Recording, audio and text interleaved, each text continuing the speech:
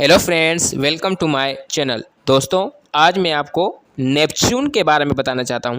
दोस्तों, नेपच्यून को farthest planet कहा जाता है। बिल्कुल ये सूरज से बिल्कुल ही दूर और दूर जो है वो प्लेनेट माना जाता है सूरज के यानी सोलर सिस्टम के अंदर। बिल्कुल ही, क्योंकि ये बिल्कुल स्लोली जो है वो हरकत करता है, घूमता है स्लोली सूरज के इर्द-गिर्द, और ये बिल्कुल ही ठंडा प्लेनेट माना जाता है। इसके अगर ऑर्बिट की बात करें, पीरियड की बात करें, तो इसको एक पीरियड इसका मुकम्मल करने पर 165 साल लगते हैं। दोस्तों, नेपच्यून और यूरेनस ही सोलर सिस्टम के अंदर दो प्लेनेट ऐसे हैं जिनको रिंग यानी जिनको ट्विन प्लेनेट्स माना जाता है।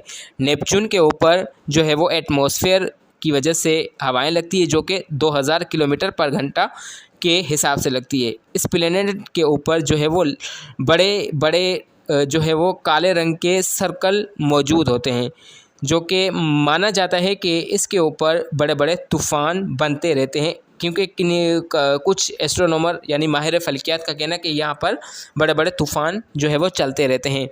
अगर इसकी रिंग की बात करें तो इसकी जो नेपच्यून की जो रिंग होती है वो बिल्कुल ही पतली और बिल्कुल ही जो है वो यूँ कह लें कि थिन रिंग इसके अराउंड जो है वो होती रहती है, घूमती है।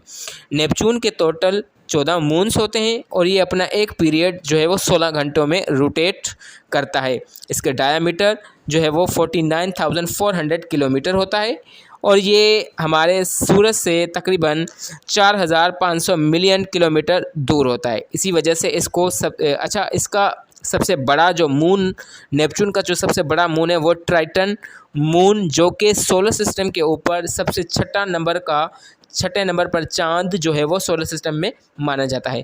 आई होप कि आपको नेपच्यून की मिस्ट्री समझ आ गई होगी।